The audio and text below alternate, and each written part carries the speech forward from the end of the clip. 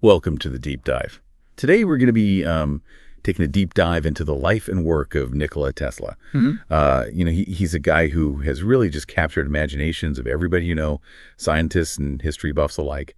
And you've given us some really great sources to use, including excerpts from his Wikipedia page, so this will be interesting. It's always fascinating to revisit Tesla, especially in the context of, how he changed the world, because he wasn't just an inventor, he was a true visionary. Absolutely. And that's what's so cool about him, I think. So let's start unpacking all of this by kind of diving into his early life. I think it's always fascinating to see, how much those early experiences kind of shape who we become later on. Oh, absolutely. Tesla's childhood is a prime example of that. I mean, just imagine. He grows up in the Austrian Empire, what's now Croatia. His father was an Orthodox priest, and that's actually the path young Nikola was expected to follow. But his mother, she had this incredible knack for crafting tools and gadgets, and it really seemed to just foreshadow what Tesla would later go on to do. It's like she planted those seeds of innovation way early on. Exactly. Tesla even attributed his eidetic memory and creativity to his mother. So just imagine being able to visualize things with such detail and recall entire books from memory. That's just incredible. Yeah. And that incredible mind was evident pretty early on. I was reading that even during his school years, he was solving these integral calculus problems in his head, and it actually made his teachers think that he was cheating. It's a testament to his natural aptitude for mathematics and his ability to think in ways that other people just couldn't grasp.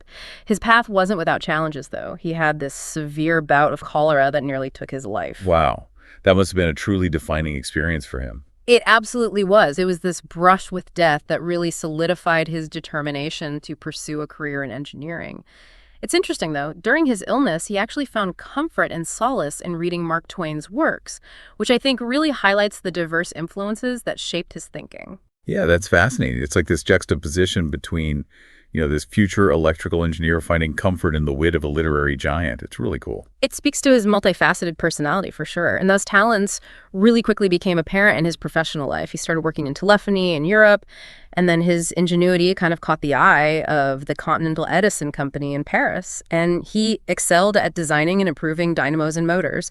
And this success eventually led him to America to work directly for Thomas Edison himself. But that relationship, it wasn't exactly harmonious, right? There's that famous story about the promised bonus that Edison never paid, which eventually led to Tesla's decision to kind of strike out on his own. Yeah, and that decision was a major turning point, not just for Tesla's career, but really for the future of electricity as we know it today. It led him to develop the induction motor, which was a revolutionary invention, and it relied on alternating current, or AC power, instead of Edison's direct current, the DC system. Okay, so can we maybe break down the differences between AC and DC for a moment? Because I think it's really important to understand why this was such a huge deal. Absolutely. So direct current flows in one direction, which at the time limited its transmission over long distances. Alternating current, on the other hand, changes direction periodically, and this makes it possible to use transformers to increase or decrease the voltage. So you can step up the voltage for efficient long-distance transmission, and then step it down again for safe use in homes and businesses. So it was really Tesla's AC system that made it possible to electrify the world on a much larger scale. Exactly. And of course, this sparked what became known as the War of Currents between Edison's DC system and Westinghouse's AC system, which had fully embraced Tesla's invention. Westinghouse really saw that potential of AC to light up the world, literally. They did. And Tesla played a crucial role in that success. When Westinghouse faced financial difficulties, Tesla actually tore up his very lucrative royalty contract.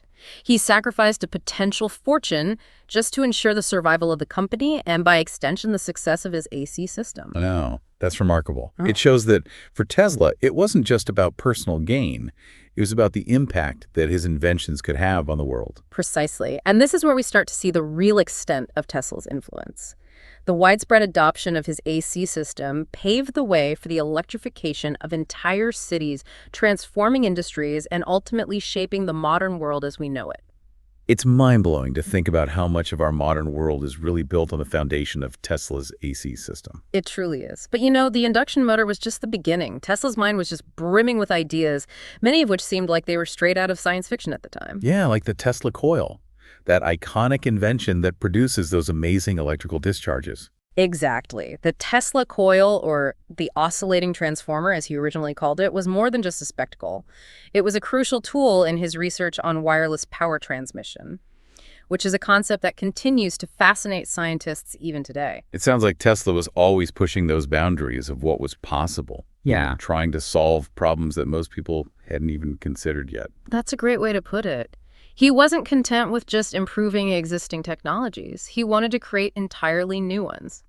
Think about wireless lighting, for example.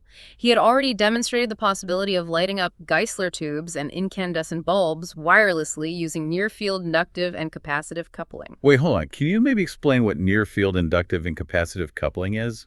But like in simpler terms, because I think some of our listeners might be scratching their heads right now. Sure. It's essentially a way to transfer energy wirelessly over short distances using magnetic fields or electric fields. So imagine being able to power your devices just by placing them near a power source without any cords. That's incredible. And Tesla was already demonstrating this back in the 1890s. He was. And that wasn't all. He was also investigating something he called radiant energy, which led him to experiment with X-rays. And there's actually evidence suggesting that he might have accidentally produced an X-ray image even before Wilhelm Röntgen officially discovered them. It's another example of how Tesla was often way ahead of his time. It's really just mind-boggling to think about the breadth of his research. And then there's that radio-controlled boat that he demonstrated in 1898. It's amazing to think that he was already exploring radio-control technology back then. And he wasn't just thinking about toys either. He actually envisioned it as a guided torpedo for the military. It shows his strategic thinking and awareness of the practical applications of his work. Tesla's mind truly was a fountain of innovation. It seems like he was constantly challenging the limitations of what everyone considered possible. That's exactly what set him apart. And perhaps no idea captured his imagination more than his dream of wireless power transmission, the ability to transmit energy wirelessly across vast distances. A concept that honestly still feels futuristic even today. It was a vision that both captivated and kind of confounded the scientific community. To really dive into this concept, he established a high-altitude experimental station in Colorado Springs where he could push the boundaries of his research. And that's where things get really fascinating, right? I've read about the massive coil, the artificial lightning, and even those strange signals he picked up that he believed might be from another planet. It's a story that really captures the essence of Tesla, this brilliant mind pushing the boundaries of science, sometimes even venturing into the realm of speculation. It's that side of Tesla that I find particularly intriguing, his willingness to explore the unknown and consider possibilities that others might just dismiss as, outlandish. But Colorado Springs was just a stepping stone to his ultimate ambition, the Wardenclyffe Tower project. Yes, the Wardenclyffe Tower, which was intended to be a global wireless communication and power transmitter. It really was a project that embodied both Tesla's genius and his unwavering belief in the transformative power of technology. But unfortunately, it was also a project that met with failure. The funding dried up, skepticism grew, and the tower was eventually demolished. It was a devastating setback for Tesla, for sure. And it's a reminder that even the most brilliant minds encounter obstacles, and that sometimes financial realities can stifle even the most visionary ideas. It's a story that resonates even today as we grapple with the challenges of funding scientific research and pursuing those really ambitious technological goals. Absolutely. But even in its unfinished state, the Wardenclyffe Tower stands as a testament to Tesla's ambition and his belief in the power of human ingenuity to shape the future. It's a symbol of his legacy, a reminder that we should never stop pushing the boundaries of what's possible. Exactly. And it's just one chapter in this remarkable life that continues to inspire and intrigue us even today. We've only scratched the surface of Tesla's story. There's so much more to explore. His later years, his personal life, the legacy he left behind. It's all waiting for us in our next segment. So stay tuned as we continue our deep dive into the incredible world of Nikola Tesla. Welcome back to our deep dive into the world of Nikola Tesla. It's kind of interesting because we've been talking about all these great successes he had, but it seems like his later years were a bit more challenging for him. Yeah, it's true that Tesla's later years were definitely marked by, some significant difficulties, both financially and in terms of the recognition he received for his work. The failure of the Wardenclyffe project really cast a shadow over his accomplishments, and that, coupled with Marconi's rising fame in the field of radio transmission, it really sort of pushed Tesla to the background. Yeah, it must have been really disheartening for someone who had contributed so much to the world of technology. It certainly was. But, despite these setbacks, Tesla's inventive spirit never really went away. He continued to work on new concepts and refinements, always seeking to improve and innovate even when things were tough. So what were some of the inventions that he was focused on during this time? Well, one notable invention from this period was the bladeless turbine. It was a pretty radical departure from conventional turbine designs. Basically, it used these smooth disks that rotated in a chamber to harness fluid flow. That's fascinating. It seems like Tesla was always thinking outside the box. Yeah. Always challenging those established norms. He was. He really believed that the bladeless turbine had a lot of advantages over those traditional bladed turbines. Things like increased efficiency and reliability. And while it never really achieved widespread commercial success, it did find some applications in certain niche areas, like precision instruments, things like speedometers and other measuring devices. So it wasn't a complete failure, but it didn't quite revolutionize industries the way his AC system did. It really makes you think what could have been if he had gotten the funding and support he needed. It does. And speaking of support, Tesla's struggles weren't just limited to finances. His work in wireless technology and radio specifically led to some significant legal battles, most notably with Guglielmo Marconi, who had, achieved all this fame for that transatlantic radio transmission. Oh, yeah. I was reading about those disputes. It must have been so draining for Tesla, especially during a time when he was already facing a lot of challenges. They were. Tesla firmly believed that Marconi had infringed on some of his patents related to wireless tuning, and he launched a series of lawsuits, to try and prove his point.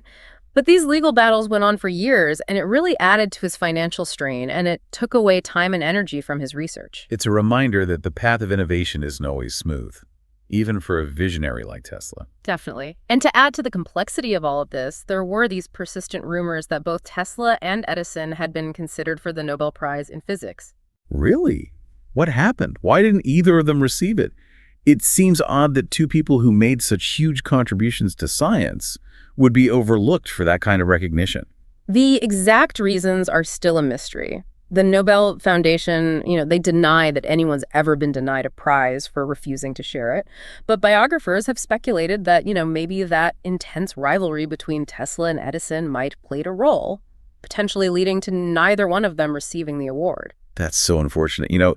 Their animosity really kind of overshadowed their amazing achievements. It makes you think how differently things might have turned out if they had, been able to collaborate or at least acknowledge each other's work with a little bit of mutual respect. It really does. It feels like a missed opportunity for science. But it is important to remember that Tesla did receive a lot of other awards throughout his career. He was recognized for his work on AC power, the induction motor, and his contributions to radio. And kind of ironically, he actually received the Edison Medal from the American Institute of Electrical Engineers in 1916. Oh, wow. That's quite a turn of events. It seems like maybe that rivalry, at least from Edison's side, had softened a bit over time. But, beyond all the awards and the controversies, I'm curious about Tesla the person. What was he like outside of the lab? Well, Tesla was a very complex and intriguing guy. He was known for dressing impeccably. He had a bit of a germophobia and some rather unique habits. Like, he really loved feeding pigeons in Central Park. He was brilliant, of course, but also quite reclusive and sometimes a bit socially awkward. He never married and dedicated his entire life to his work. That's really interesting. It seems like life dedicated to science can sometimes come at the expense of those personal connections. But there's no denying his dedication. Even with all the setbacks he faced, his vision for a world powered by wireless energy never really went away, did it? It didn't. Even in his later years, he maintained that wireless power transmission wasn't just possible, it was inevitable. He kept refining his theories and exploring new ways to make this ambitious dream a reality. It really speaks to his unwavering belief in technology's ability to change the world, to break free from the limitations of wires and cables. And it's a vision that still resonates today as we're exploring things like wireless charging for our devices and even considering those bigger, more ambitious applications. You're absolutely right. Tesla's ideas, even the ones that seemed really far-fetched during his lifetime, they continue to influence scientific thought and the way we approach technology today. It's like a reminder that even when you're faced with all kinds of challenges, that spirit of innovation can live on and shape the future in ways that we might not even fully understand until long after the visionary's gone. But unfortunately, Tesla's own future was coming to an end. It was, and as we move into the final chapter of his life, we'll explore the circumstances of his death and the surprising events that happened afterwards. Events that really show the impact of his work and that mystique that surrounds him to this day. Well, I'm definitely ready to hear more about that. So let's take a short break, and then we'll dive into the final chapter of Nikola Tesla's extraordinary life. Welcome back to the Deep Dive. As we kind of round out the story of Nikola Tesla, it's a little bittersweet, to think about this incredible journey coming to a close. It is, but his legacy, it's just remarkable. It's amazing how, even in those later years, with all the hardships he faced, Tesla's mind was still sharp, still sparking with new ideas. Yeah, he never really stopped innovating. So tell me, what were those last years like for him? I mean, we were talking about some of the struggles he was facing.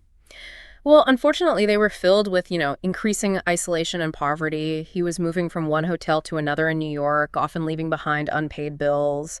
It was a sad reality for someone who had given so much to the world. It's hard to imagine that someone who contributed so much to society, Yeah.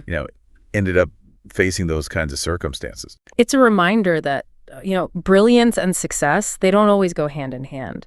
But even in those difficult times, Tesla still had people who admired him, journalists and those who recognized his genius.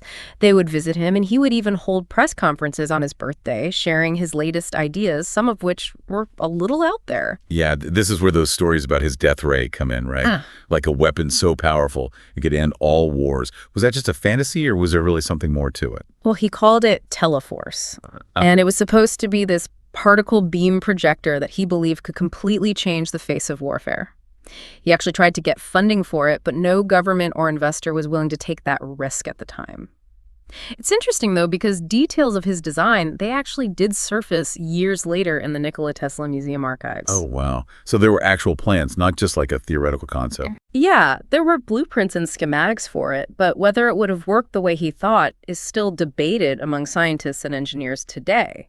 It's just another example of how Tesla's genius was always intertwined with this kind of futuristic thinking.